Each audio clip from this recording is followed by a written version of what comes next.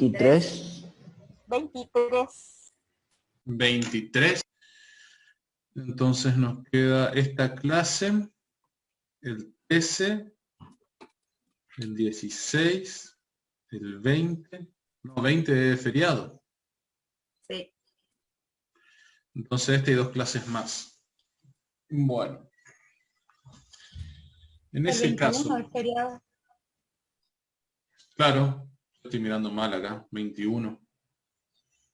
Nos queda, hoy es miércoles, claro. Hoy, el 14, el 16 y el 21 ya es feriado, entonces el 23 ya rinden.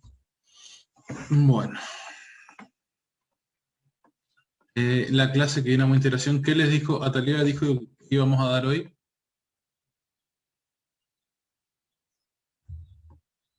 Hijo, vamos a continuar con lo que falta, nada más. Había dado unas preguntas, profe, que si podíamos averiguar que íbamos a hablar. Principalmente la clase se iba a basar en las actualidades, cosas actuales, que es lo que él va a tomar en el oral que había dicho, y vamos a conversar para ir ya viendo nada más. ¿Y qué preguntas hicieron? No.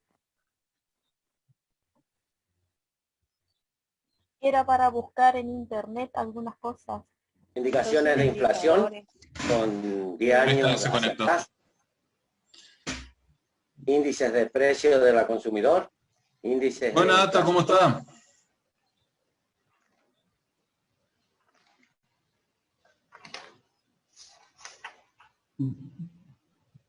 Hola, buenas tardes. ¿Cómo están todos?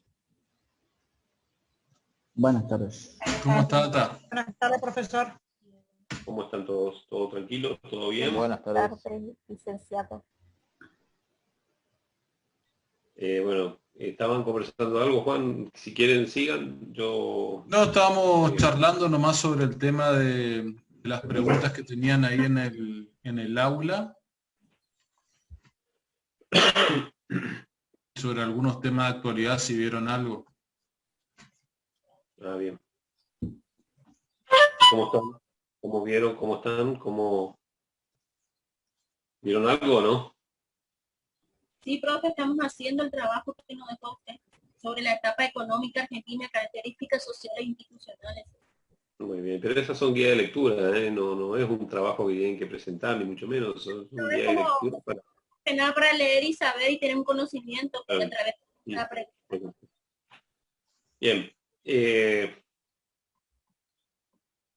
Yo hoy voy a hacer una... a ver, algún tema en particular o un par de temas en particular que les gustaría que veamos para poder desarrollar en la clase de hoy sobre los temas que puedan estar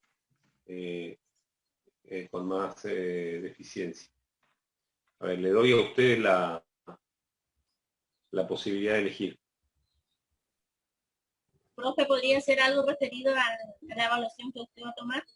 O menos acerca de algo. No, en realidad en relación a los temas que ustedes vienen estudiando. Yo invierto la pregunta. Porque todavía no está hecho el examen y además sobre la evaluación son los 14 temas, las 14 unidades del programa.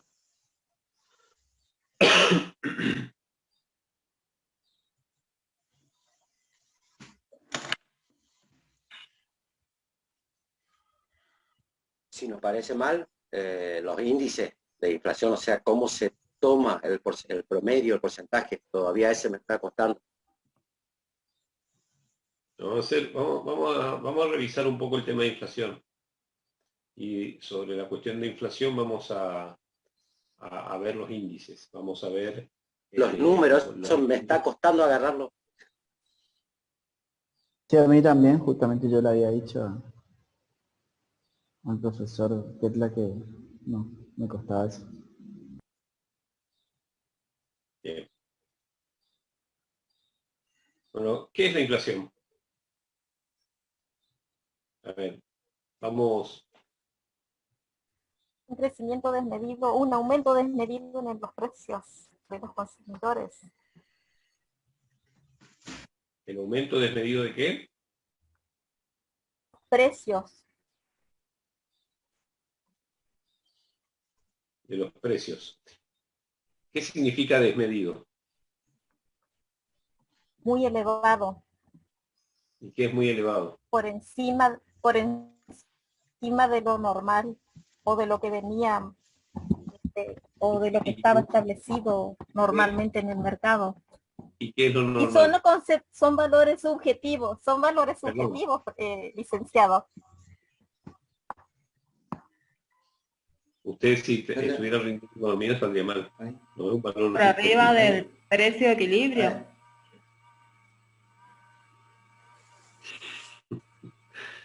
El precio de equilibrio. ¿Precio de equilibrio de qué? De los De los bienes y bienes. servicios. Bienes y servicios, señor. ¿Cuál es un precio de equilibrio hoy?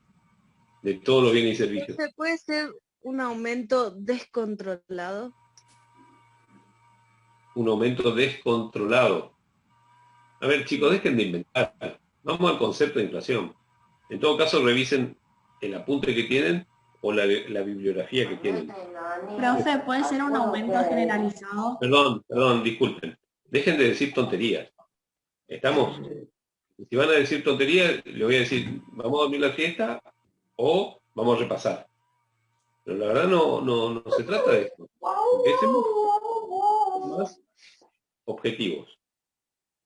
Entonces, ¿qué es la inflación? Alguien efectivamente dar un concepto razonado. El aumento general. Perdón. Es el aumento. Perdón, disculpen. Juan. Sí, ya lo silencio, Ata. Sí. ¿Puedo responder? No, ya no pueden responder. Ahora está hablando el licenciado, vamos a dejar que hable la clase y después cuando se le dé la palabra pueden contestar. Gracias, Juan. Yo estoy haciendo una pregunta. No puede ser de que frente a una pregunta digan cualquier disparate. No digan cualquier disparate. Traten de decir algo razonado. ¿Estamos? Bien.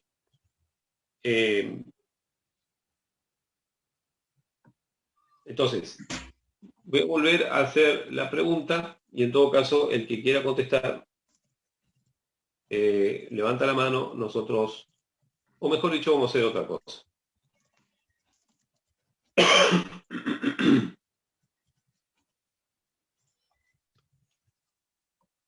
Yo voy a elegir quién va a hablar. Yo voy a hacer una pregunta. Elijo quién va a hablar y Juan le va a o se desmutean o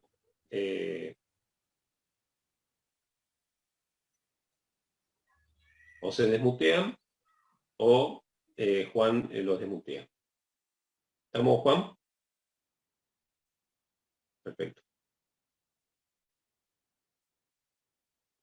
Prieto. Jürgen Prieto. ¿Cómo estás? Hola, profe. ¿Todo bien? ¿Qué no puedes decir que es la inflación? Le voy a decir lo que yo entendí y ustedes pueden tirar la explicación correcta. Creo que es el desequilibrio que existe entre la producción y la demanda. O sea, cuando hay una subida muy elevada de los precios. O sea, por parte de esos productos y de esos servicios, digamos. Pero el concepto de inflación, ¿cuál es? Tu respuesta sería adecuada si yo dijera, por ejemplo, cuál puede ser una causa de inflación. Que empezamos a sondear una de las causas de inflación por esto que vos estás respondiendo. Pero, ¿cuál es el concepto que abarca las diversas causas? Repito la pregunta. Entonces, voy a revisar mi apunte si quiere y después le escribo en el chat para no perder más tiempo. Empiecen a revisar. No es necesario que escriban en el chat. Empiecen a tomar nota de las preguntas y empiecen a tomar nota de las respuestas. Y en todo caso... Ok.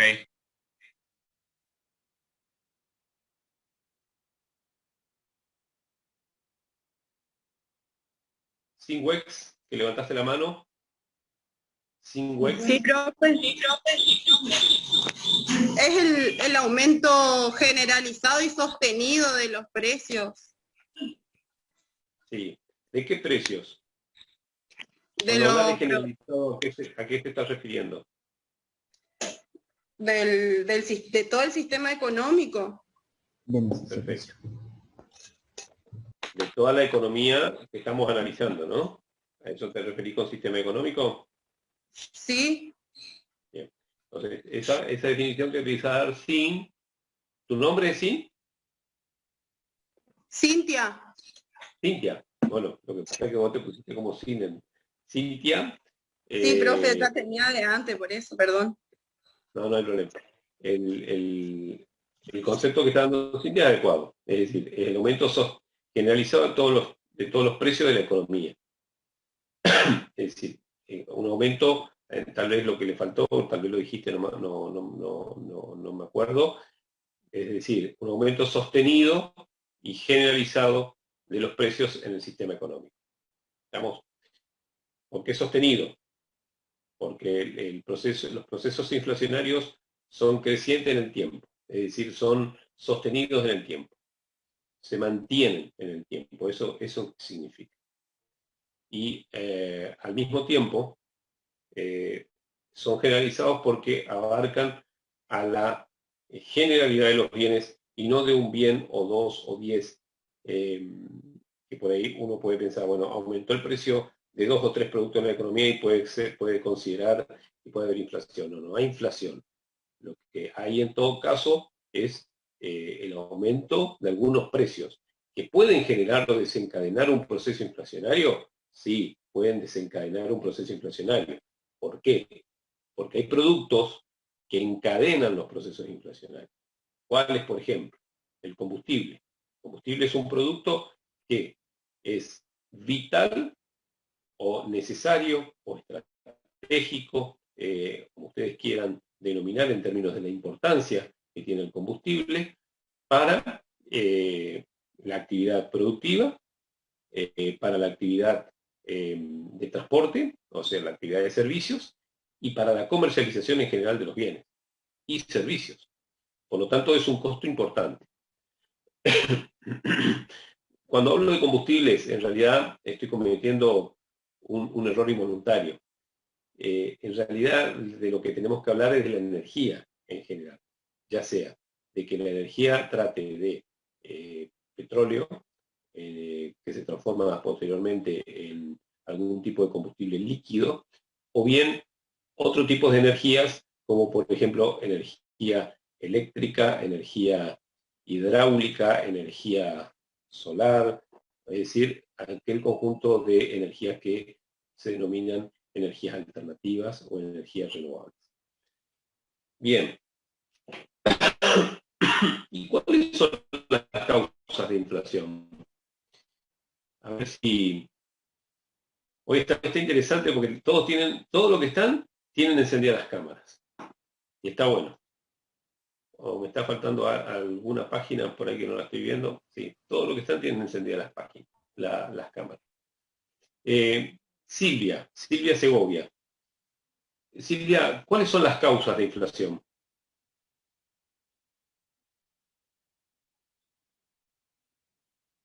Silvia, anda tu micrófono. Desmuteate, o si le podés desmutear vos, Juan.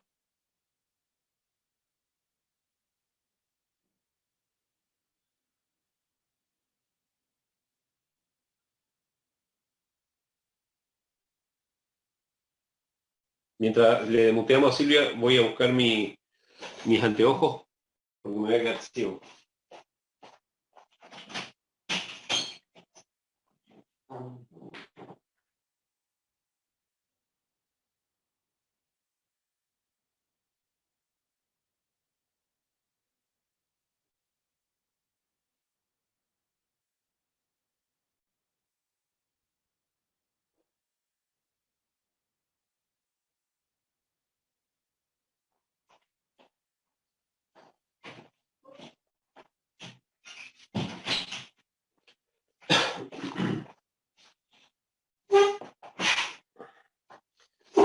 ¿Se pudo desmutear, Silvia?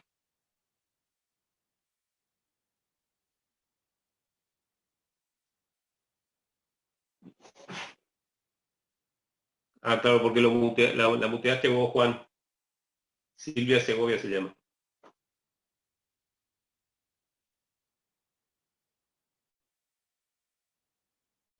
Juan, si podés desmutearte vos también. Bueno, vamos con Rodrigo Ponce. ¿Cómo estás, Rodrigo?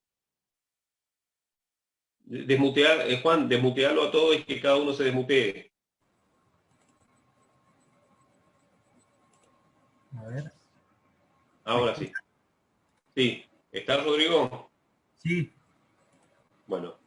¿Cuáles son las causas de inflación, Rodrigo? Mencionalas. Una de las causas más notorias es el contexto del dinero, o sea, el contexto monetario.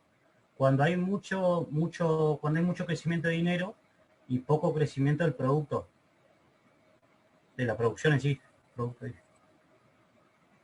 ¿Y cómo se llama esa causa de inflación? ¿Qué nombre tiene? Inflación monetaria puede ser. Estamos hablando con Rodrigo, ¿no? Cuando yo le dé la palabra, agradezco que quieran participar, pero vamos a respetar un orden porque si no se va a hacer imposible la conversación.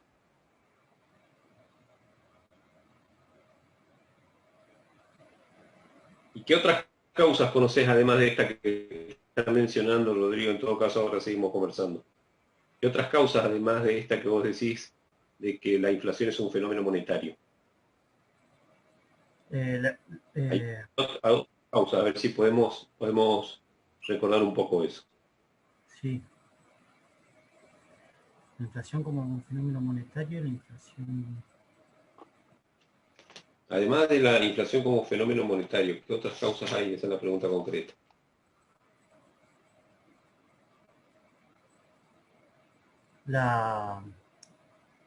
El tema, estoy tratando de recordar el nombre claro, cuando en la producción se generan fallas de mercado, desencadena una inflación, por ejemplo, cuando se generan los mercados, fallas como el monopolio, el oligopolio, bueno, el Estado tiene la necesidad y la obligación de intervenir para tratar de equilibrar la situación.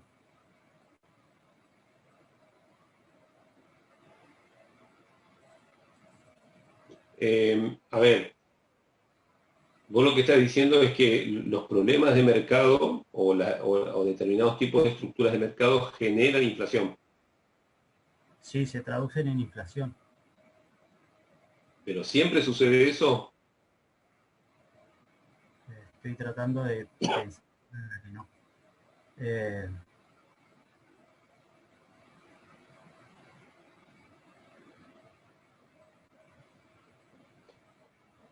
Creería Yo que voy sí.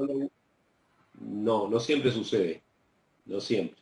Hay situaciones en las que no y hay realidades económicas en las que esto no sucede porque la cuestión monopólica no es exclusiva de los países con inflación.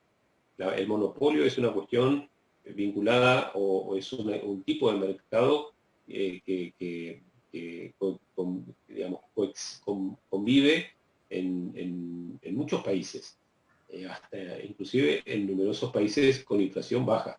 Lo que sí es cierto es que muchos de estos países con inflación baja, y sobre todo los países más desarrollados, a pesar de que muchas veces sobre todo en distintos medios de información masiva, se intenta mostrar que los países más desarrollados del mundo son aquellos donde no hay intervención o donde no hay regulación estatal, al contrario, todo lo contrario.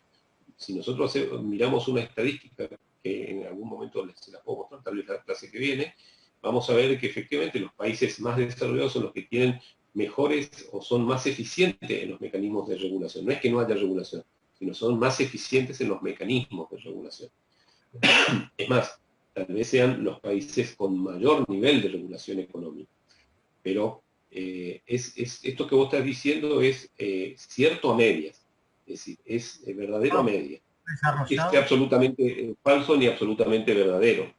Es decir, depende del contexto, por eso por ahí sería bueno que cuando planteen determinadas explicaciones, sobre todo en estos temas de causa de desempleo, causa de inflación, diferencias entre algunas variables, puedan explayarse, puedan tener conocimiento efectivamente del contexto en el cual ustedes están analizando estas variables. ¿Qué otra causa, Rodrigo? Ahora vamos a adentrarnos un poquito, como para cuando terminemos el tema de inflación, voy a hacer un breve repaso teórico del concepto, y entonces vamos fortaleciendo los conceptos. Entonces, ¿qué otra causa, Rodrigo? Una tercera causa, a ver si podés hablar con un poco más de precisión.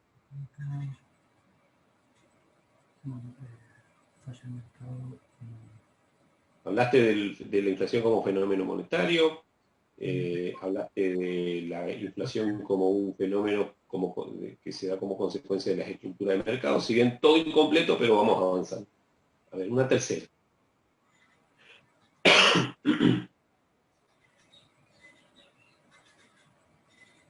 No, disculpa, Talía, no estoy bien, no recuerdo bien. No, hay que repasarlo, Rodrigo, ¿eh? No, y en un ratito sí, voy a ausentar un ratito la clase. Estamos a 2 clases del parcial, hay que meter. A ver, levantó la mano recién Mati M. Figura como Mati M en el Zoom. Sí, licenciado, ¿cómo le va? Buenas tardes. Aparte de estas causas que mencionaba Rodrigo. Inflación estructural era la causa que... Inflación... Presión de demanda sería otra también, profe. Cuando hay un exceso de demanda por parte de la población. Esa es una causa muy importante, la inflación de demanda. ¿Y cuál fue la otra que mencionaste? Estructural, inflación estructural es la que mencionó Rodrigo. Así es la que definimos con el profesor en clase. Exactamente, sí, así es. Sí, que no se... Claro, no se da en muchas circunstancias, pero es una de las causas también que se logra identificar como causante de inflación. Mi recomendación es que cuando ustedes se conecten pongan su nombre y apellido en el Zoom. Está bien que quieren poner su sobrenombre y demás, pero no, pongan su nombre y apellido porque entonces nosotros también tenemos posibilidad de conocerlos. Claro, sí.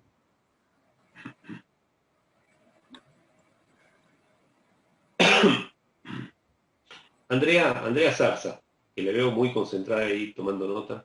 ¿Cómo está, Andrea? Andrea, ¿cuál es la tasa de inflación que ha tenido la Argentina? Yo les pedí que revisen algunas variables en los últimos 10 años. Bueno, ¿pudiste ver algo acerca de cuál es la tasa de inflación que tuvo la Argentina en el año 2000? Vamos a 2 años hacia atrás para no complicarnos tanto. ¿Cuánto? No lo escuché. Si pudiste ver cuál es la tasa de inflación de la Argentina en los últimos, por ejemplo, 2 años, 2019 y 2020, y cuál fue la tasa de inflación del mes o el índice de precio al consumidor medido por el INDEC del mes de abril, el último publicado. ¿Podés contarnos esto, Andrea? ¿Pudiste ver algo? ¿Será que me puedo repetir lo último que lo escuché medio cortado? Sí, ¿cuál es la tasa de inflación del 2019, del 2020 que tuvo la Argentina?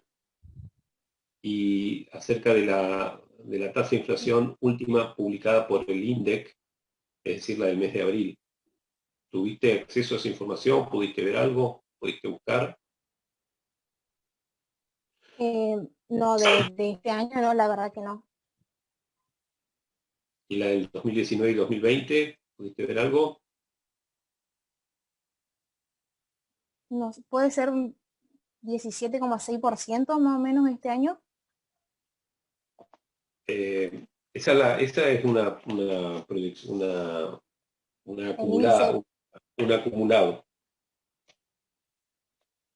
Pero yo lo que estoy preguntando es un poco, estoy preguntando algo un poco más fino, es decir, ¿cuál fue el índice de precio al consumidor, el aumento del índice de precio al consumidor en relación al mes de marzo, del mes de abril en relación al mes de marzo en la República Argentina.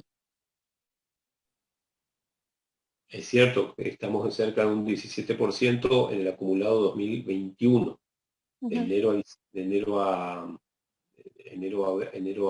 abril.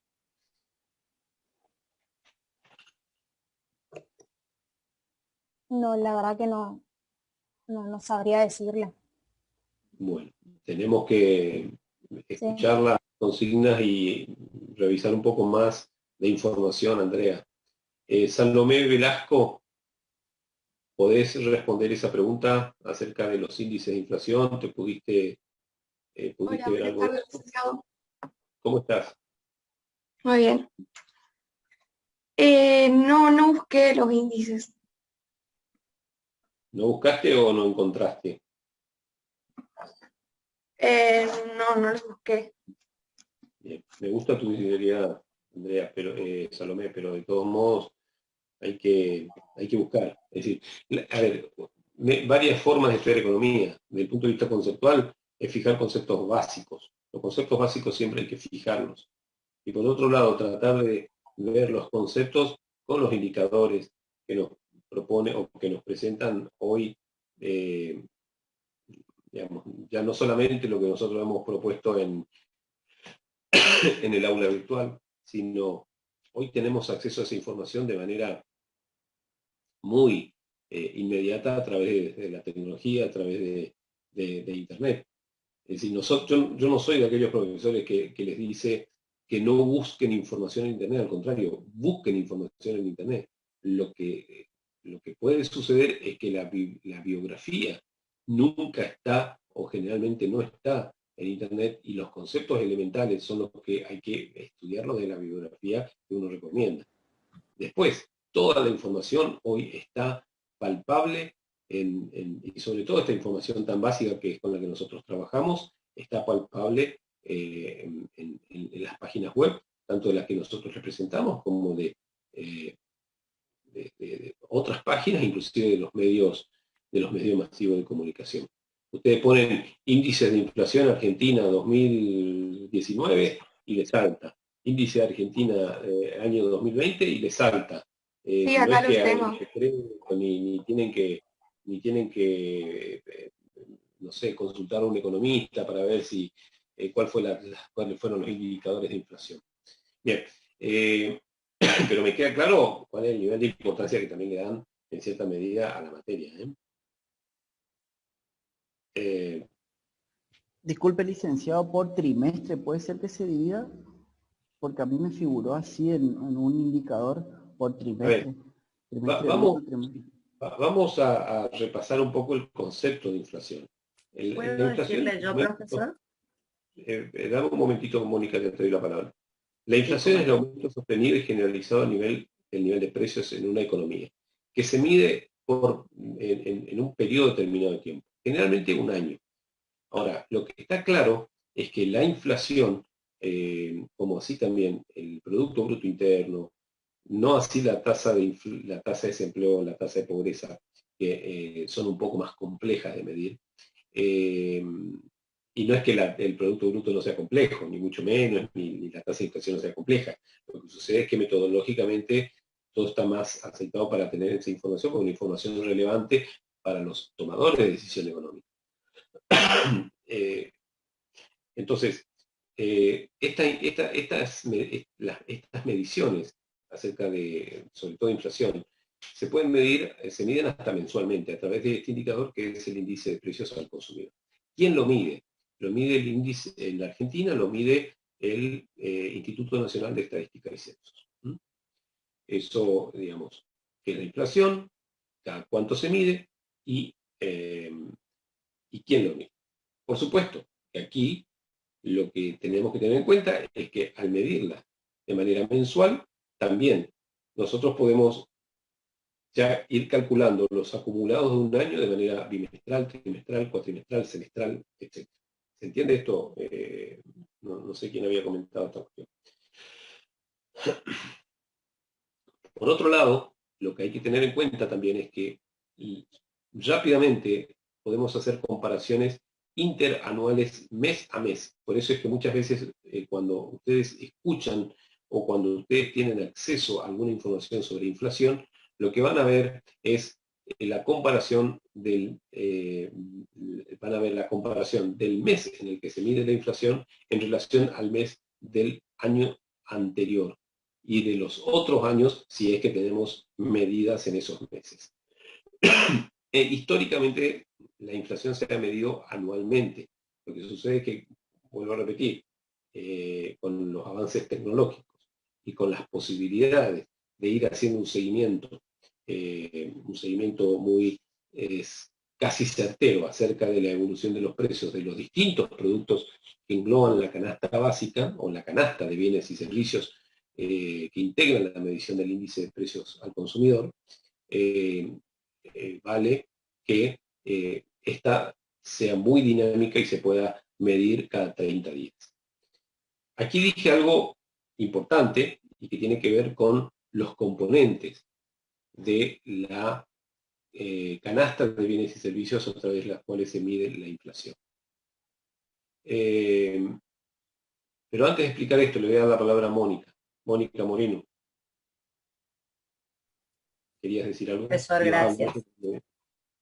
Yo lo que le quería decir es que el índice de inflación del mes de abril fue del 4,1 y con respecto al año anterior, abril del 2020, fue el 1,5%. Yo lo tomé así, digamos, lo fui analizando de esa manera. Después, por ejemplo, el de marzo fue de 4,8 y el de, o sea, ya no tengo el anterior, pero el acumulado sí es de 17,6%, el anual. Sí. No sé qué otro... Y la inflación... otra de las cosas que vi que fue un salto muy grande entre el mes de febrero y marzo. En febrero fue el del 7,8 y en marzo se va al 13%. Aumenta bastante, digamos. En enero y febrero es donde se ve el aumento. Sí, lo que sucede es que cuando la inflación es constante en valores altos como los que tenemos nosotros, la inflación acumulada si nosotros lo que debemos hacer es esperar que la inflación acumulada a medida que transcurran los meses y no disminuya la inflación o se mantenga en esos niveles, la inflación acumulada sea cada vez más alta. Claro. Entonces, obviamente que ahí hay algunas cuestiones que son importantes tener en cuenta. Si la inflación, por ejemplo, de abril está en el 4%, pero resulta que la de mayo termina en el 3 o 3 y moneda, y existe una expectativa de que en el mes de junio la inflación sea del 2%, del 2,5%, y la inflación entre en una caída, el acumulado va a ser sin duda que constante hacia arriba, pero no tan rápida no tan rápido su crecimiento. Pero eso es hacer un poco de proyección económica, y nosotros no hacemos proyección económica, lo que nosotros es analizar obviamente los conceptos y justamente cómo estos conceptos se muestran en la realidad en la cual nosotros vivimos. De igual manera, hubo mayor inflación en el mes de marzo que en abril, porque fue el 4,8 y ahora tenemos en abril el 4,1. Perdón, no te entendí eso último que dijiste. ¿Puedes repetir? Que decía que en el mes de marzo fue mayor la inflación que en el mes de abril, porque en marzo fue de 4,8 y en abril el 4,1. O sea que tuvimos una inflación de un 8%, un 7% menos este mes, en el mes de abril. No, pero no se mide efectivamente así, Mónica.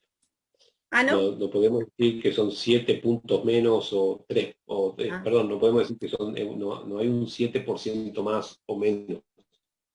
Bueno, sí, no es un 7%, es un 0,7. Exacto. En realidad es Claro. tampoco Sí. en términos porcentuales, Sí, yo me equivoqué de eso. de puntos en relación a la inflación del periodo pasado. Bien, sigamos. Profe, disculpe, yo encontré la inflación acumulada y tomé del 2011, así como usted dijo, de 10 años atrás para compararla con la del 2021. López Silvia, soy. Si me podés repetir, Silvia. Disculpe. ¿Qué encontraste? Sí, mi micrófono. Yo busqué los 10 años atrás del 2011 para compararla con la del 2021. Le leo lo que encontré. La tasa de variación anual del índice de precio consumidor en Argentina en diciembre del 2011 ha sido el 9,5%, con lo que se repite, da como informe el dato del mes anterior. La variación mensual del índice de precio el mes de diciembre ha sido del 0,8%, de forma que la inflación acumulada del 2011 es del 9,5%. Y en el 2021, en abril, que fue el último publicado, ha sido de 46,3%. La variación del índice de precio ha sido del 4,1%, de forma acumulada la inflación en 2021. Que es del 17,6%. Sí. También tengo el dato del NEA. A ver. Y las regiones que usted había. Eso había pedido la clase pasada, que se fijen por región. Sí. ¿Cuál es la inflación del NEA el año 2020, para el año 2020? 2021 yo saqué abril. El 20 no. Bueno, 2021. Para abril del 2021 sacaste, lo mismo nos sirve como referencia. Volvió a superar, dice, el 4%, y la interanual se acerca al 50%. Así me pareció. O sea, estamos en el NEA en una posición superior a la del resto del país. Por ejemplo, yo encontré, profesor, lo mismo. Perdón, José, espera que está terminando de hablar. Pero la que dice que muestra un mayor aumento es la de Cuyo. En lo que va del año es el 18,2%. La que tiene mayor aumento en cuanto a regiones. De encima del 17,6 que marca. Claro, con respecto a eso. Es esa. Y la de provincia de Buenos Aires no me dio bien la información, me daba de Buenos Aires, no me daba de ¿Y cuál es tu fuente de información? Y yo busqué en Google y traté en Google que salía las publicaciones del INDEC, pero me apareció después la página de provincia de Buenos Aires, me saltaba. Hay un dato que es interesante que ustedes tengan en cuenta, de que cuando ustedes buscan información en Internet, no es que buscan en Internet y punto, es decir, en Google, hoy googlean cualquier tipo de información y pueden obtener. Ahora, lo relevante de Internet es obtener información, pero para trabajar de manera objetiva, lo que es importante que ustedes sepan es que ustedes tienen que relevar la fuente, aunque saquen de Internet. ¿Por qué? Porque en Internet hay de todo. Hay información verdadera, información falsa, información incompleta, información completa.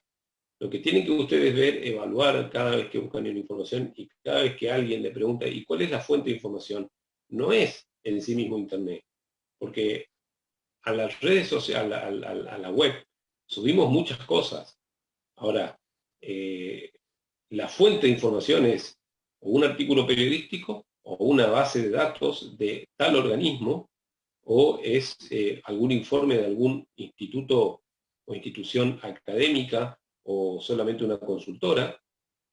No, la fuente es algo objetivo, que aún estando publicada en la web, la fuente es la que revela esa información.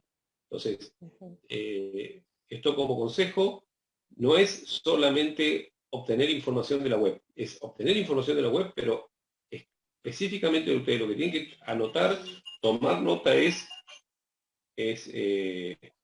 específicamente la cuestión vinculada con aquello que les va a permitir identificar cuál es el generador de la información. ¿Se entiende esto? Sí. Frente a la pregunta ¿cuál es la fuente? No es Profesor, a mí Internet, me no es Google. Miren, Google, A mí en me, Google pueden encontrar cualquier cosa, Silvia. Yo puedo sí, decir, no, pero me esto es derivó a mentira, la lo que página,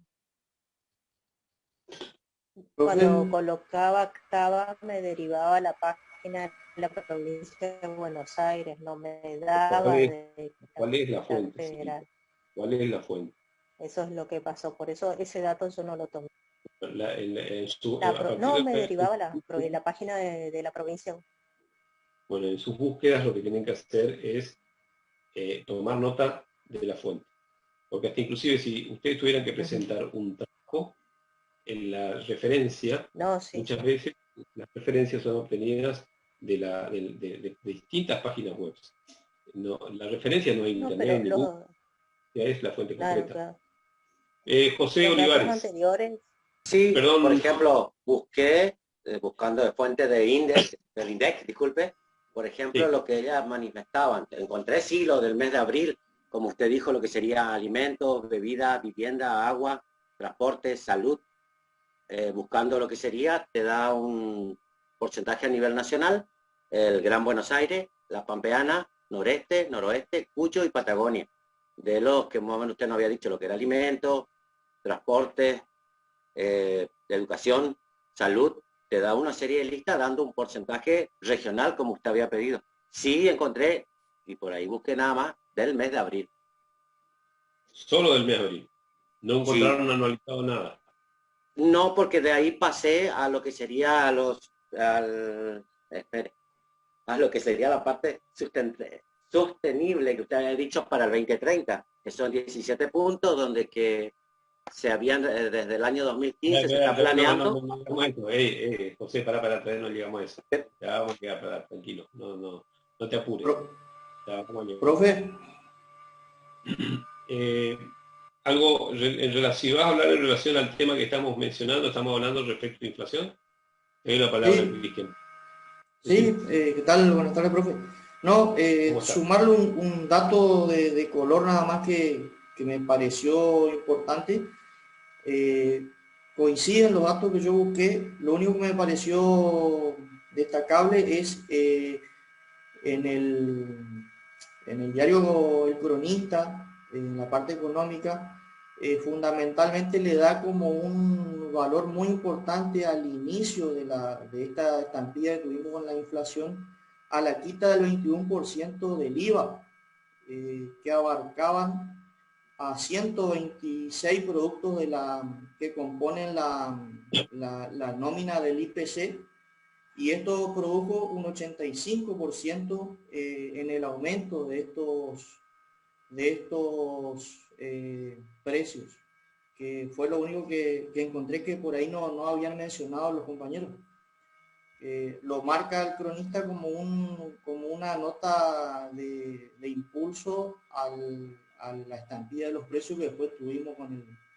A ver, ahí voy a hacer una corrección porque entiendo la letra de determinados medios de comunicación, no tengo nada con ninguno en particular y tengo todo contra algunos. Más de manera de consulta le estaba haciendo, profe.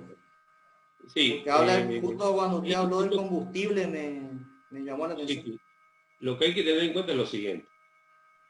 Cuando hablamos de causa de inflación, y está bien el planteo que estás haciendo, digamos, algunos intentan mostrar de que son los impuestos los causales de la inflación. Y si los impuestos se mantienen constantes a lo largo del tiempo, y frente a periodos de altos niveles de inflación, al mantenerse constantes los niveles de impuestos, evidentemente esos niveles de impuestos no están marcando crecimiento en exceso del nivel de precios. Por lo tanto, eso no es cierto. Y se cae en el riesgo de discutir que los impuestos son las causas de la inflación. Podemos estar más o menos de acuerdo con algunas tasas impositivas, pero lo que no podemos dejar de soslayar es la falsedad acerca de que los impuestos pueden ser causas de inflación. Y sobre todo en nuestro país, cuando las tasas de impuestos tienen hasta una defensa de determinados niveles de tasa de impuestos, tienen hasta una defensa en términos constitucionales, cuando en el derecho tributario amparado en la Constitución se establece justamente algunos de los principios básicos, como por ejemplo la no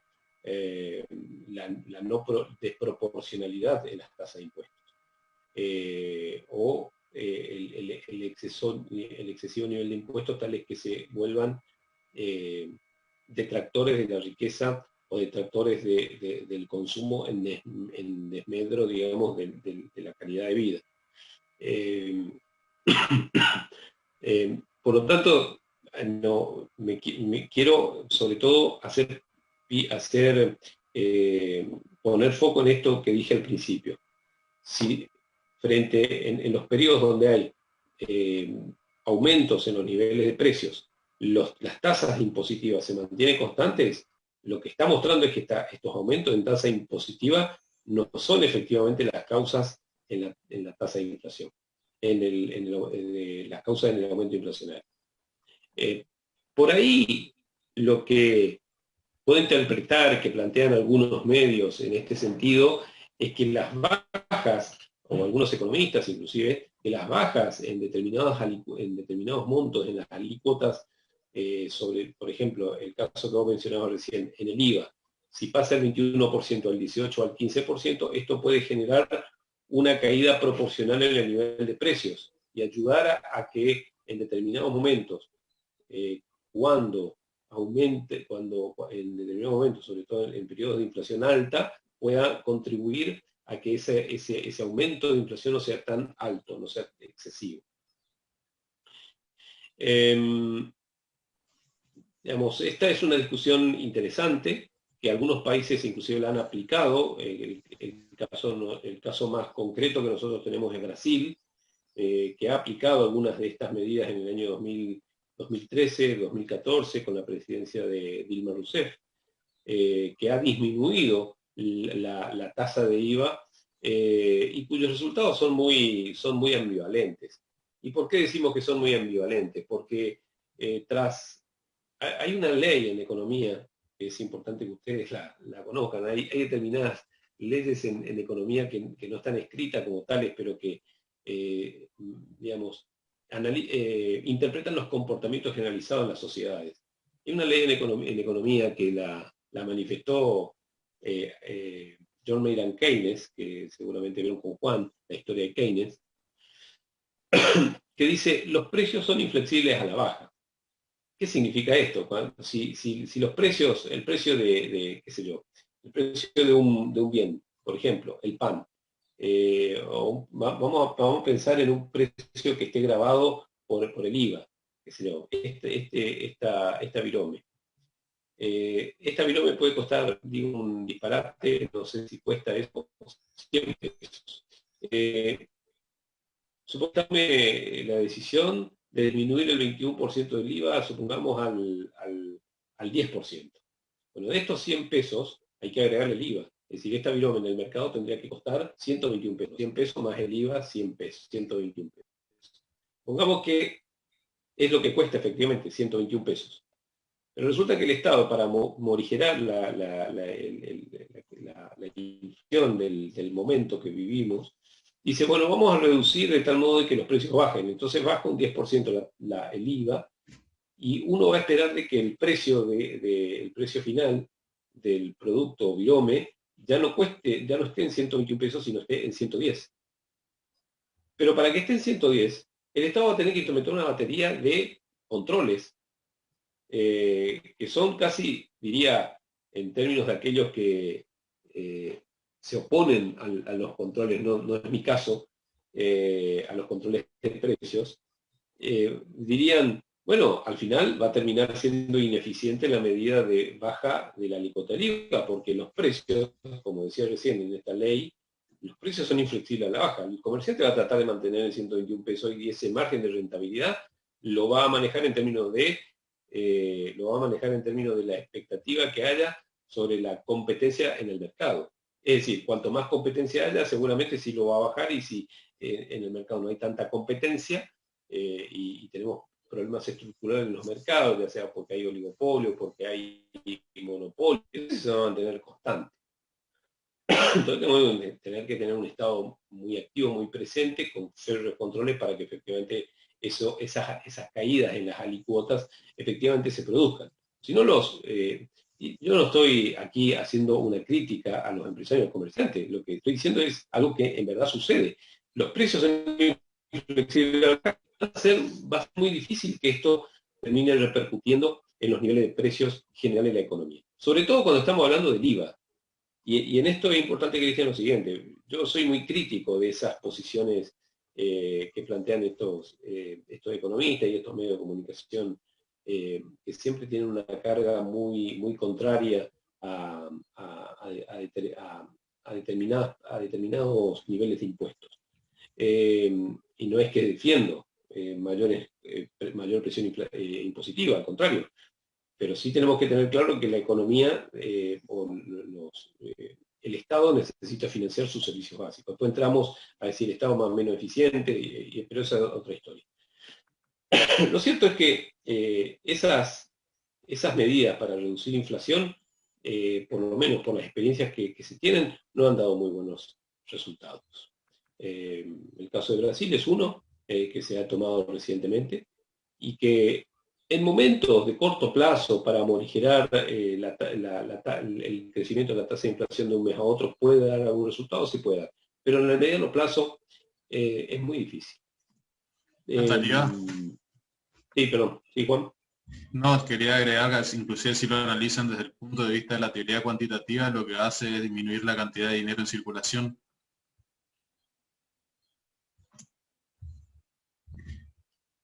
Sí, lo podemos analizar desde distintas perspectivas, digamos. O sea, ahí lo que puede generarse también es la necesidad de una disminución en el nivel de gasto público, y la caída en el nivel de gasto público pues, hay que ver cómo repercute en la demanda agregada, y esto a su vez cómo repercute en el nivel de actividad económica. Es decir, la reducción de impuestos en una economía, así como la reducción del gasto, como el aumento del gasto o como los aumentos de impuestos, no son gratuitos. No son gratuitos en términos ni políticos ni sobre los efectos que esto tiene sobre otras variables. Obviamente, a ningún político, a ningún sector político que gobierna o que es responsable de tomar decisiones le va a gustar o le va a caer en gracia aumentar impuestos. Esto es así. Pero lo que también es cierto es que el Estado tiene, las actividades estatales básicas tienen que financiarse. Ustedes saben de que el IVA es el segundo tipo de impuesto, el primer impuesto que mayor recaudación tiene en la República Argentina. Cualquier disminución en las alícuotas del IVA, ustedes van a generar un efecto sobre el nivel de recaudación y posteriormente sobre el nivel de gasto. Y posteriormente, si seguimos lo que está planteando Juan, la necesidad de endeudarnos o la necesidad de emisión monetaria para financiar el déficit que puede generar esto. Entonces, que quisiéramos tener alícuotas más bajas de IVA, sí, sin duda. Yo soy el primero en levantar la mano. Irnos a tasa del 12%, del 15% o del 12%, como lo tiene Estados Unidos, siendo uno de los países que menor tasa de IVA tiene. Yo por ahí estoy hablando del IVA y no sé si todos entienden qué es el IVA, ¿no? El IVA es el impuesto al valor agregado que se le agrega o que se le agrega así al precio de los bienes y que termina configurando el precio total o el precio de mercado de todos los bienes y servicios. Hay impuestos obviamente que no tienen carga de IVA, pero en general sí. Eso lo vimos en elasticidad. ¿Se acuerdan cuando vimos elasticidad de demanda? Que sobre todo tienen mayor carga impositiva los bienes que tienen elasticidad unitaria. Perdón, menor a 1. Bien. Voy a hacer un repaso breve. Sí, Mónica, y también levantó la mano, por ahí levantó la mano Mati, me parece. Sí, perdón, Mónica. Yo que le quería hacer una pregunta con respecto, es de la actualidad. Vio que ahora se ponen los precios congelados de 70 productos y todas esas cosas. ¿Cómo se va a manejar esa economía con respecto a cómo van a venir en los envases ya impresos el precio para todo el país? ¿Cómo se manejan en cuanto, por ejemplo, los del norte? Tenemos mayores costos en el transporte o lo que sea, son mayores los costos del producto, ¿no es cierto?, que los que están en Buenos Aires, por dar un ejemplo. ¿Cómo se manejan esos precios? ¿O cómo se van a manejar? Porque es algo nuevo, ¿no? El mecanismo de formación de los precios hay que verlo en función de la cadena de la cual surge cada producto. No es que el precio es un precio general en la economía y que en función de ese precio termina otro. No. Esto en el precio, qué sé yo. Vamos a pensar el precio de la carne, que estuvo que está en discusión pública a partir del cierre de las exportaciones, pero también por los aumentos que se empezaron a generar allá por diciembre del año pasado. Pensemos un ratito como ejemplo el precio de la carne. ¿Cómo se determina el costo de la carne? ¿Cómo se determina el valor al cual el empresario o el comerciante o el productor inicia la oferta? Lo que hay que entender es, en primer lugar, es que la carne es considerada una commodity. ¿Qué es una commodity? Un bien que tiene determinadas características homogéneas, más allá del corte específico del cual estamos hablando, y que a su vez es un bien de consumo generalizado. Sobre todo en Argentina o en países con alta carga en sus dietas con carne, en este caso nosotros con carne vacuna. Vamos a pensar un poco entonces en la evolución del precio en la carne vacuna. Uno puede pensar, por ejemplo, cuánto cuesta o cuál es el valor o cuál es el costo que tiene el kilo vivo de carne, el kilo vivo del animal en pie en el mercado, en los grandes mercados concentradores en la República Argentina, para pensar en términos de Argentina y no irnos tan lejos. Entonces, inciden un montón de variables. Es compleja la cuestión de la carne, podríamos haber tomado un ejemplo más simple, pero vamos a tomar un ejemplo que nos toca de cerca. Inciden un montón de variables. Entre las variables está la variable alimentación, está la variable costo de la tierra, y si no es la del costo por el arrendamiento que se hace de la tierra, también interviene el costo de oportunidad de esa tierra. Intervienen otros factores como los costos de oportunidad generales de una actividad frente a otra. Es decir, si yo en una tierra voy a disponer por hectárea un animal o dos animales, o alternativamente en esa misma superficie puedo forestar o puedo producir trigo, soja, girasol, arroz o lo que sea. Siempre y cuando la tierra sea apta, ¿no? Por otro lado, hay que analizar el tiempo que la producción del bien tienen. Y por otro lado, reduciendo obviamente los costos de la mano de obra, los costos de la comercialización, y si a eso le vamos a agregar, por ejemplo, los costos de faena y los costos post faena, como por ejemplo los costos de comercialización post faena, dirigidos, por ejemplo, a los matarifes, a los abastecedores, y de estos a los frigoríficos. Entonces, como ustedes se dan cuenta, ahí yo indirectamente mencioné inclusive los intervinientes en la cadena, no solamente el productor ganadero, sino también los intervinientes en la cadena comercial. El matarife,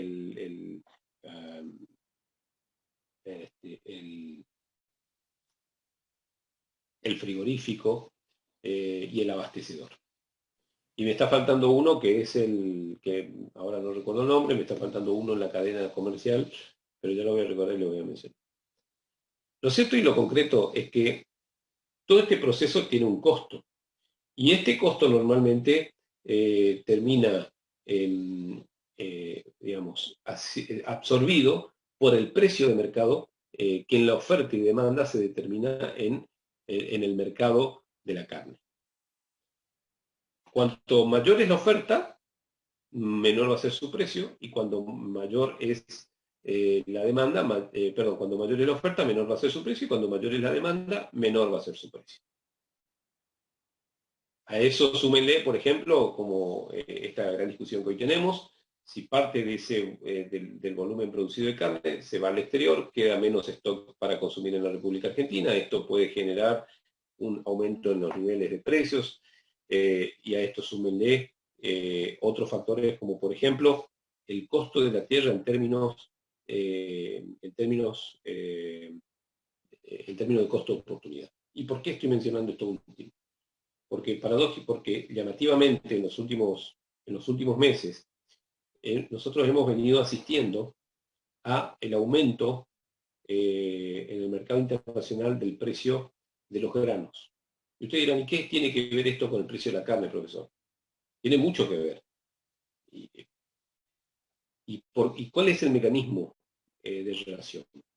Si el precio de los granos aumenta en el mercado internacional, nosotros, Argentina me refiero, exportamos la mayoría del grano producido. Por lo tanto, los beneficios que se obtienen a partir de mayores precios en la comercialización de granos van a repercutir sobre la demanda de predios para la producción ganadera. Producción ganadera y producción de aquellos otros bienes en el sector agropecuario cuyos precios no han aumentado tanto. Finalmente, ¿qué va a producir esto? Lo que va a producir es lo que vino produciendo durante mucho tiempo. Es un corrimiento de lo que se denomina la frontera ganadera hacia las provincias que tienen tierras marginales para la cría y para el engorde de ganado, por ejemplo, Corrientes, Formosa, Chaco, etc. Corrientes no para la cría, sino para el engorde. Y esto lo que va a generar es una presión sobre también los costos de producción. Obviamente que en algún momento el mercado absorbe estos costos de producción y lo traslada a precios.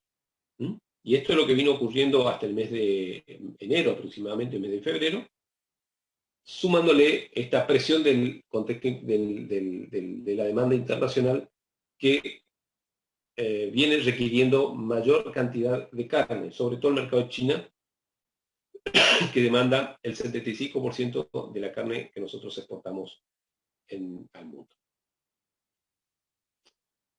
Entonces, los precios, ¿cómo se van formando? A partir del encadenamiento de los costos que van teniendo en las distintas fases de producción.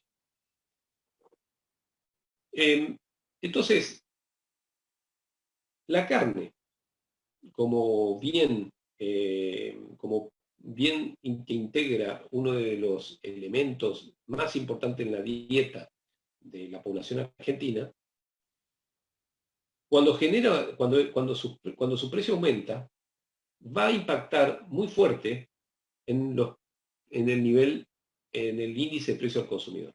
Teniendo en cuenta de que la carne, justamente lo que tiene es una fuerte preponderancia en la canasta básica de alimentos. Y esto obviamente va a empujar también, de manera importante, al índice de precio al consumidor del nivel general.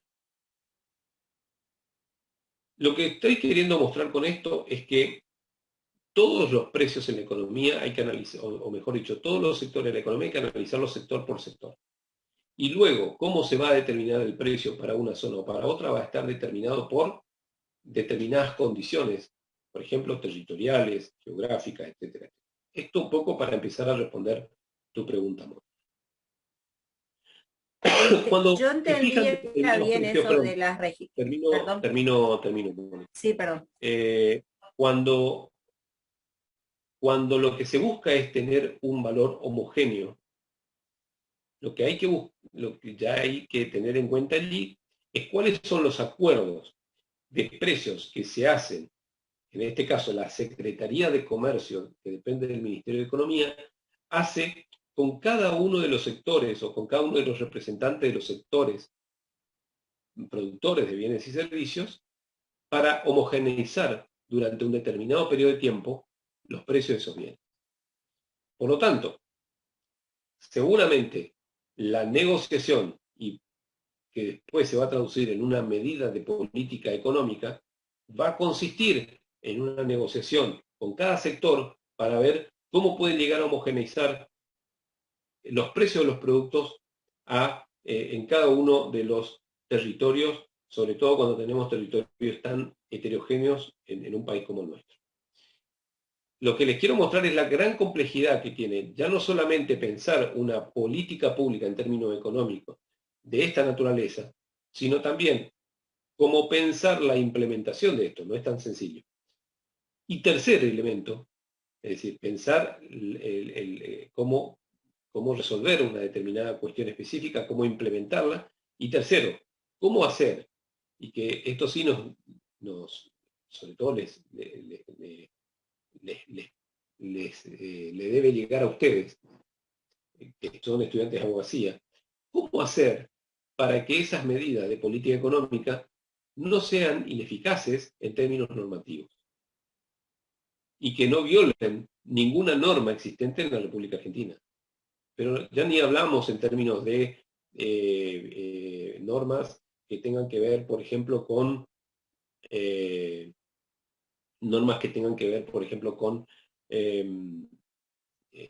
con las pautas para fijar precios, sino, por ejemplo, si afecta o no a la competencia, si afecta o no a los derechos de los consumidores, si afecta o no a determinados contratos. Por lo tanto, el trabajo de los profesionales abogados también en las políticas económicas, es muy importante en términos de cómo se escriben las normas que van a dar eficacia administrativa a las decisiones que se toman. Sí, iba a decir algo, Mónica. No, me aclaró muy bien ese tema, que yo tenía la duda de cómo se iba a implementar esta política económica, porque realmente no lo tuve en cuenta que para implementarla ya habían acuerdos, digamos, de las provincias y todas esas cosas como para poder poner los precios. Más que acuerdos con las provincias, más que acuerdos con las provincias, lo que hay son acuerdos con sectores productivos y con sectores comerciales. Es decir, los acuerdos son por sector y con los sectores comerciales. Y luego, las provincias, en todo caso, lo que deben el compromiso que deben asumir es también colaborar en el control efectivo de que esas medidas de política económica efectivamente se cumplan. En el mercado, en el autoservicio del barrio, en el kiosco de la esquina de la casa, etcétera, etcétera.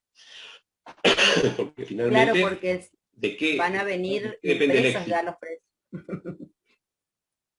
¿De qué depende el éxito? El éxito va a depender del control. Sí, está bien, puede venir impreso, pero la experiencia también en algunos momentos es que aún cuando los precios pudieron haber venido ya desde origen, lo cierto es que si hay si hay situaciones de desabastecimiento, como algunas cadenas comerciales en otros momentos lo han generado, en situaciones de desabastecimiento, la demanda la demanda actúa en función de necesidades. Y por lo tanto, frente a situaciones de desabastecimiento de productos básicos, digamos, pueden aparecer lo que se denominan mercados negros. Nosotros hace mucho dejamos de dar estos temas en economía política, pero siempre es bueno darlos, siempre es bueno recordarlos. aparecen los mercados. ¿Qué es el mercado negro? El mercado negro es el mercado subterráneo, el mercado informal, donde muchas veces las cadenas comerciales, sobre todo las cadenas comerciales, ¿no?, que tienen contacto con el consumidor, haciendo gala o abusando de su poder territorial para la comercialización de determinados bienes y servicios, estoquea los productos, no lo pone a la venta y genera una necesidad que impulsa el precio, y por lo tanto, ¿dónde lo colocan? No lo pueden colocar en el mercado formal, sino lo terminan colocando en el mercado informal, en el mercado negro, a un precio mayor. Frente a la necesidad, muchos ciudadanos, muchas familias terminan comprando. Por ejemplo, imagínense que tengamos una situación de desabastecimiento de aceite.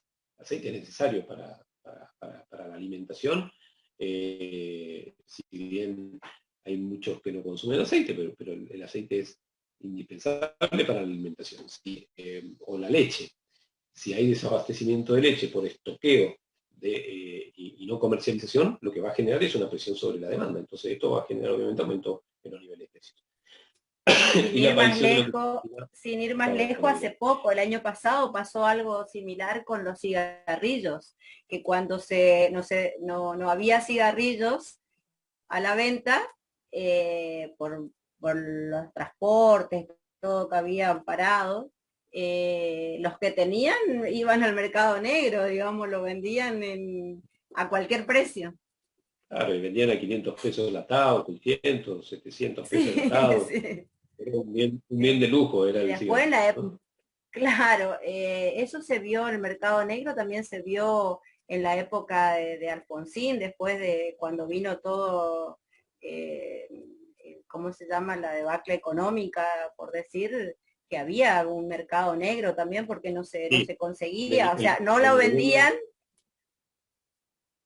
En la última parte del proceso militar, que va de 1976 al 83, y del gobierno de Raúl Alfonsín, lamentablemente se vieron muchas prácticas de esta naturaleza. Sí, también, los que somos grandecitos sabemos. Pero bueno, repaso brevemente algunas cuestiones que me parecieron bastante inconsistentes en la respuesta que dieron, sobre todo cuando hablamos de causa de inflación. Las causas de inflación son 5, y las que más rápidamente van a entender es la causa de inflación por demanda, donde las presiones sobre la demanda de determinados bienes y servicios lo que va a generar es un aumento en los niveles de precios generalizado en la economía, y esto obviamente va a generar no solamente esta cuestión de aumento es decir, el aumento en la cantidad demandada de determinados bienes y servicios cuyos stocks de producción son casi constantes en el corto plazo, va a impulsar el aumento de precios, y sin duda que esto va a generar en el mediano plazo un reacomodamiento en la oferta. Por eso es que nosotros, ¿se acuerdan? En la unidad 2 habíamos visto los gráficos de intersección de oferta y demanda, es decir, cuando los precios están por debajo del precio de equilibrio, se genera una presión sobre la demanda de los bienes y servicios, y esto genera un aumento de precios.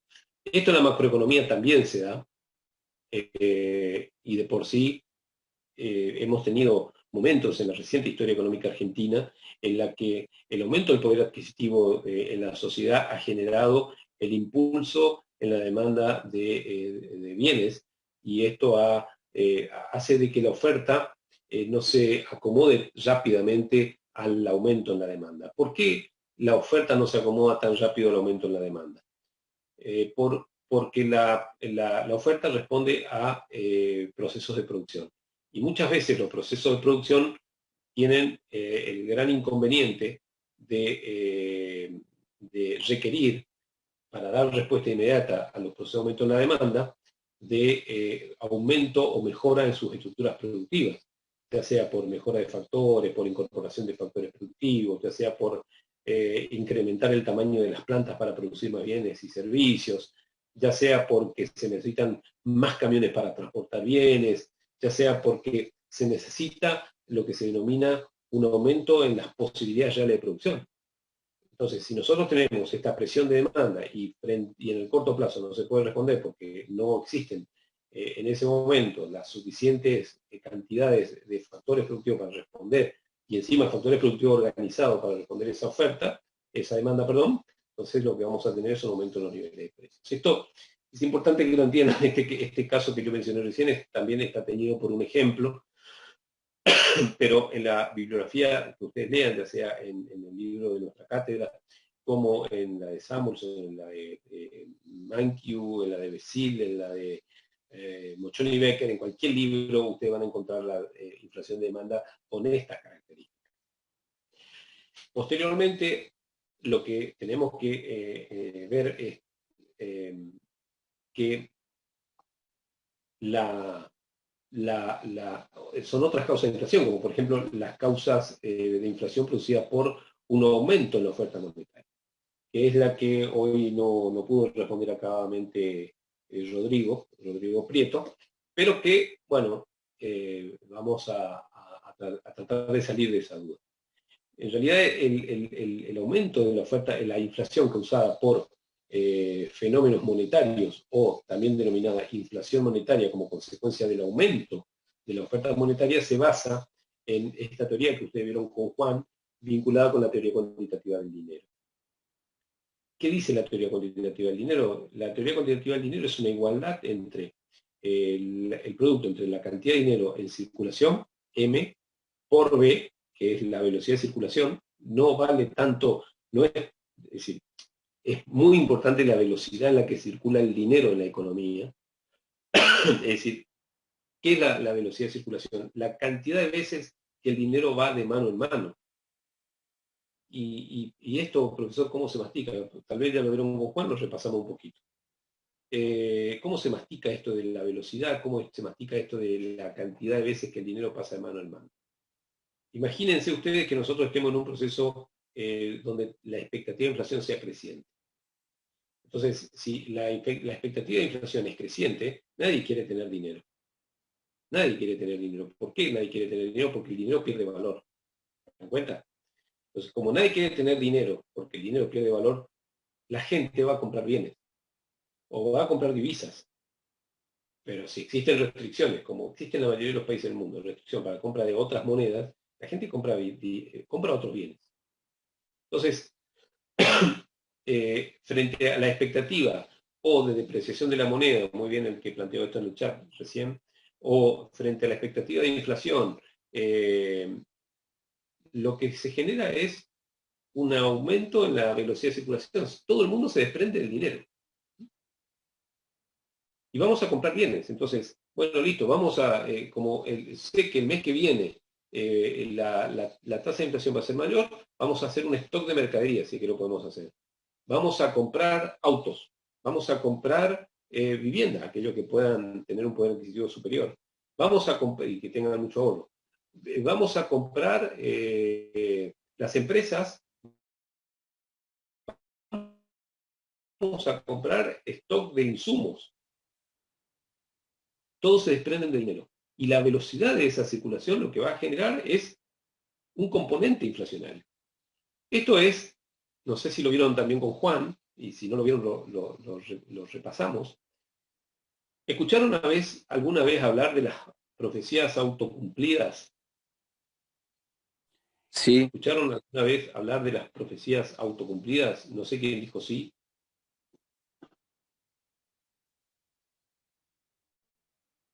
¿Quién escuchó hablar alguna vez de las profecías autocumplidas? Profe, eso se da mucho en economía, puede ser, al todos desconfiar de la moneda, empiezan a hacer cosas en consecuencia, como usted dijo, comprar divisas, comprar mercaderías, que terminan dando por sentada la inflación, digamos. ¿Quién está hablando? Joaquín Sequeira. ¿Cómo está, Joaquín? Exacto, sí, así es. Es algo que normalmente sucede en la economía, es un concepto que también lo empezó a desarrollar John Maynard Keynes, pero el que lo terminó imponiendo es un gran economista también keynesiano, post-keynesiano, Galbraith, de la Universidad de Berkeley, en Estados Unidos, que básicamente es esto que dice Joaquín. Es decir, la gente espera que suceda algo, entonces se anticipa eso que sucede, y como los comportamientos anticipadores hacen de que termine sucediendo. Un trabalengua, pero a ver, veámoslo en el ejemplo de esto que venimos diciendo. Si entiendo de que los precios van a aumentar, me anticipo a comprar bienes para ganarle a la inflación y que mi dinero hoy no pierda el poder adquisitivo mañana. Si todos pensamos que el dólar mañana va a estar a 1.000 pesos, todo el mundo nos vamos a desesperar y vamos a tratar de ir a comprar dólares. Bueno, los que tienen ahorro van a tratar de ir a comprar dólares, porque mañana, hoy está 100 el oficial, 150 el turista, y mañana va a estar a 1.000 pesos el oficial. Todo el mundo va a tratar de ir a comprar dólares porque la diferencia es abismal. Entonces, si todo el mundo sale a comprar dólares, o todo el mundo sale a comprar bienes, lo que se va a generar efectivamente es un aumento en el precio del dólar. Y lo que efectivamente va a suceder, es un aumento de los niveles de precios de la economía. Eso es lo que se denomina profecía autocumplida. Cuando aumenta la velocidad de circulación, esta velocidad de circulación está tenida, está influenciada por algo que me gustaría que anoten, las expectativas que están en el libro de nuestra cátedra. La explicación acerca de lo que son las expectativas. Aquí juega un rol central fundamental, las expectativas. Las expectativas pueden ser de distintos tipos. Nosotros no vamos a profundizar en el concepto de expectativa porque ya implica profundizar en algunos conceptos de economía monetaria. Pero las expectativas básicamente pueden ser adaptativas, pueden ser racionales, pueden ser otras. Por ejemplo, las expectativas adaptativas tratan de adaptarse a la ocurrencia del futuro. Entonces, si nosotros nos vamos a adaptar a la ocurrencia del futuro, lo que va a terminar sucediendo es que efectivamente eso que nosotros pensamos que vaya a pasar, como es una conducta, como se genera a partir, como hay en el medio una conducta generalizada, finalmente termina pasando. Las expectativas racionales tienen que ver con acerca de la información, digamos, influyen determinados supuestos que entendemos no se cumplen en la realidad, como por ejemplo la información perfecta o poco sesgo en la información en realidad.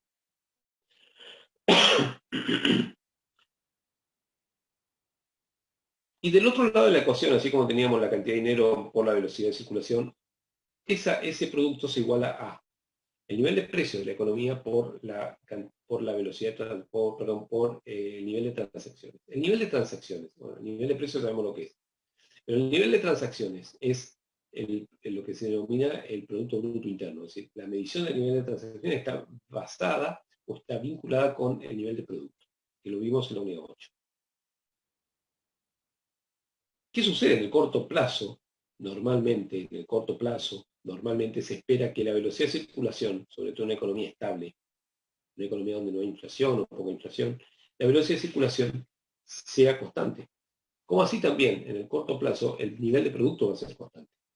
Por lo tanto, el aumento en la cantidad de dinero va a repercutir directamente sobre el nivel de precios.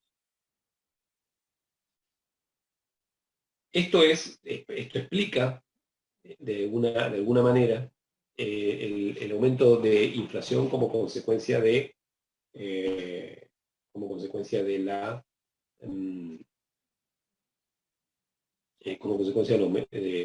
aumento en la oferta monetaria, la cantidad de dinero en circulación que pone el Banco Central solicitado por el Tesoro.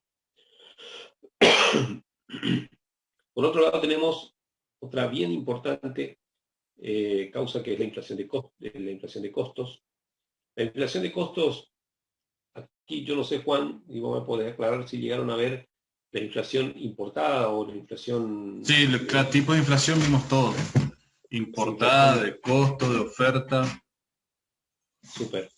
La inflación de costos es aquella en la que los costos de los distintos sectores productivos van aumentando, y como los sectores productivos en general están encadenados entre sí, la influencia entre los sectores productivos, sobre todo relacionados, va a generar un aumento en los niveles de precios. Por ejemplo, si por alguna razón los costos de producción en determinados sectores estratégicos aumentan, por ejemplo el costo de la energía o costo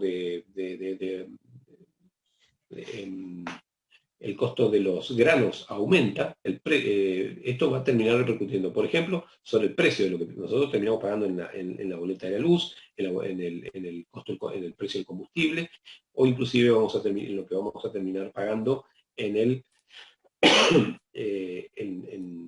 los alimentos generales que consumimos. Esos son por los commodities.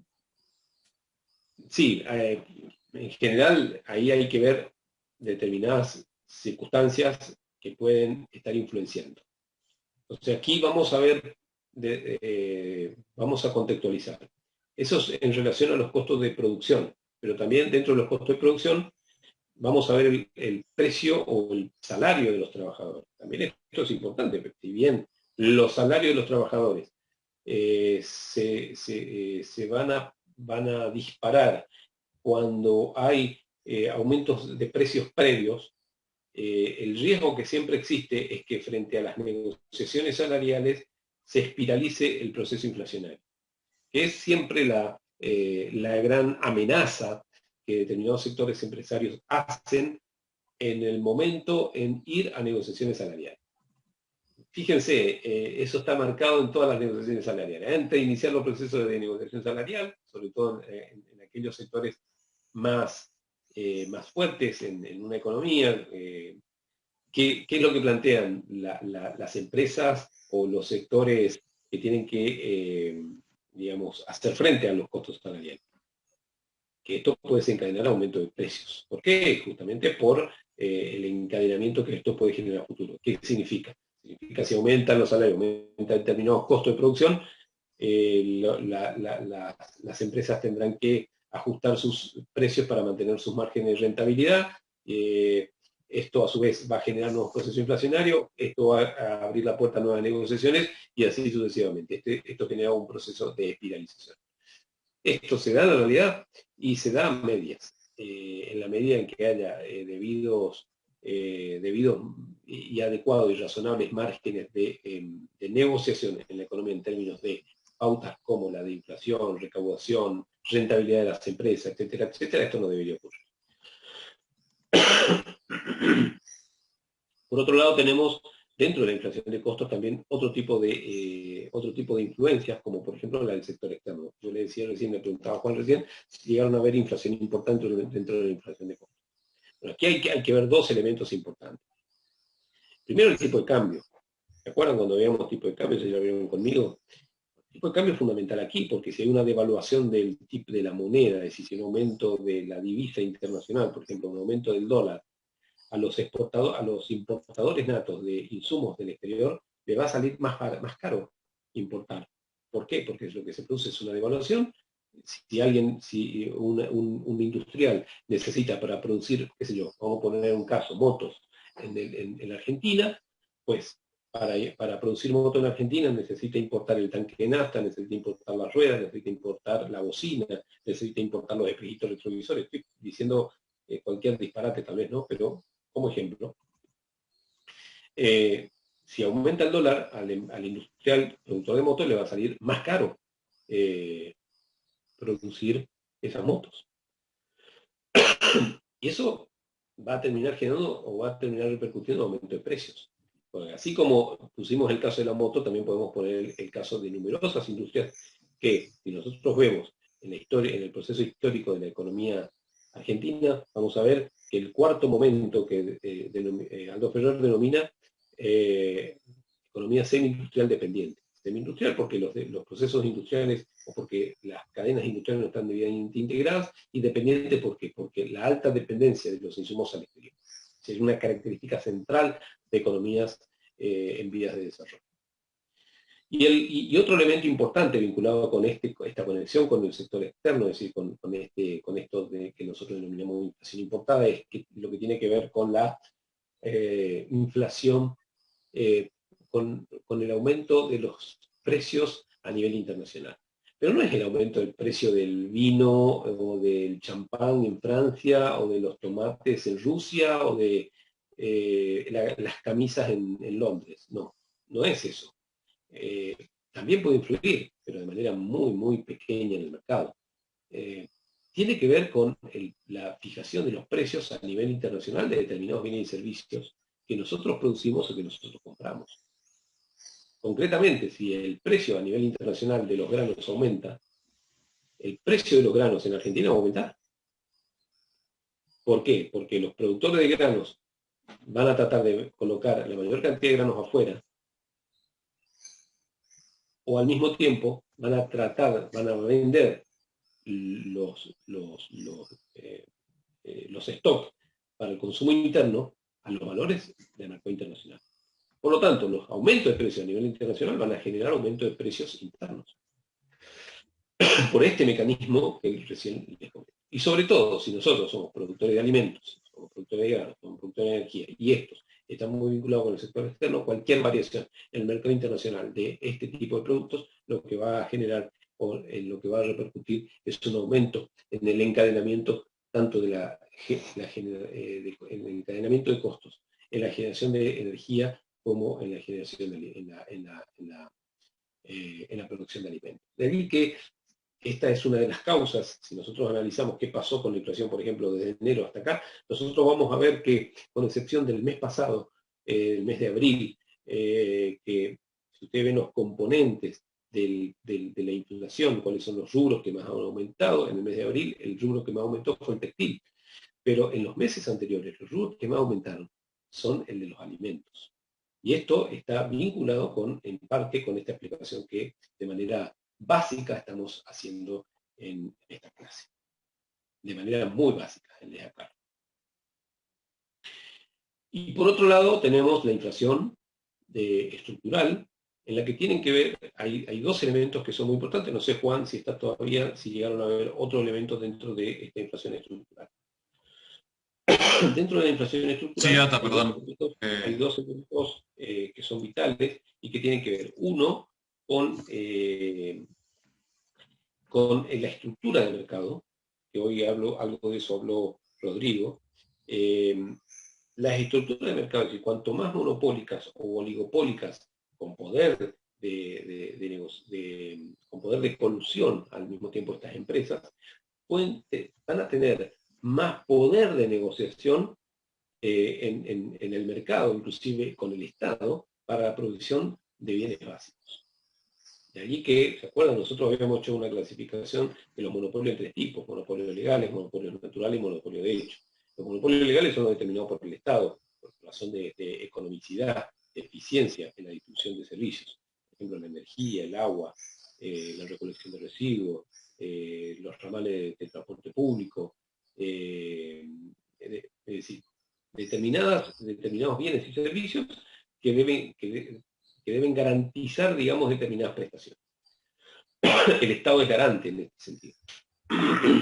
Ahora, en el caso de aquellas situaciones en las que no sean bienes absolutamente esenciales, o sean esenciales pero estén en manos del sector privado, el sector privado puede tener un fuerte poder de negociación, de tal modo de poder fijar el precio y sobre ese precio marcar sus niveles de rentabilidad. De allí que cuando esto sucede, cuando los poderes oligopólicos o monopólicos son muy poderosos, normalmente lo que sucede es que los niveles de precios están comprendidos a partir de las decisiones de los esquemas dominantes, de las empresas dominantes en estas estructuras del mercado. Esto también está vinculado con los mecanismos de conexión de estos mercados con los mercados particulares con los mercados internacionales, pero también un poquito más complejo y no nos queda tiempo para poder desarrollar eso. Pero por otro lado, la estructura también se da en términos de esta inflación estructural, también se da en términos de un contexto económico. Sí, perdón. Disculpa que te corte, Ata, pero son y 43 y sí, menos 10 normal. No te digo porque menos 10 normalmente trata de entrar el siguiente docente y te sacan, ¿no? Y de ahí ya no es que puede cerrar la clase. Estoy cerrando. Y por último tenemos la inflación que está determinada por un contexto socioeconómico y que está vinculado, por ejemplo, con la mayor-menor participación del Estado y mayor-menor participación del Estado en términos de eficiencia en su participación. ¿Se acuerdan cuando vieron fallos de mercado? Bueno, Los fallos de mercado se corrigen, muchos de ellos a partir de los mecanismos de regulación. Si estos mecanismos de regulación no son efectivos, las consecuencias también pueden ser hacia el comportamiento fallido de algunas variables, como por ejemplo la inflación. Por ejemplo, si el gasto público